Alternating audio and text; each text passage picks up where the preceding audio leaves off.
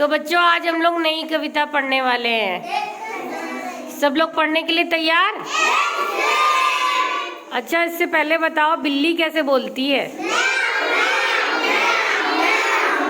और कौवा कैसे बोलता है? तो आज हम लोग एक कविता सीखेंगे जिसमें सब लोग सारे जानवर कैसे बोलते हैं, तो सबकी आवाज़ों की कविता सीखेंगे। तैयार सब लोग? चलो चलो फिर बोलो। मैं तो सो रही थी, मैं तो सो रही थी, मुझे बिल्ली ने जगाया,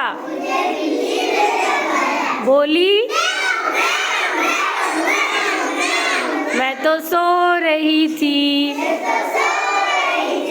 मैं तो सो रही थी, मुझे कौवे ने जगाया, बोला मैं तो सो रही थी,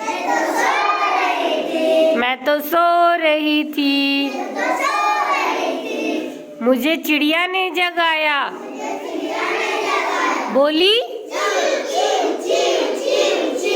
मैं तो सो रही थी,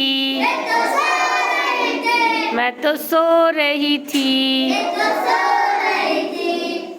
मुझे मुर्गे ने जगाया, बोला कुकड़ुकू कुकड़ुकू, मैं तो सो रही थी, मैं तो सो रही थी, मुझे घंटी ने जगाया, बोली बोली मैं तो सो रही थी, मैं तो सो रही थी, मुझे मम्मी ने जगाया, बोली मैं तो सो रही थी, मैं तो सो रही थी,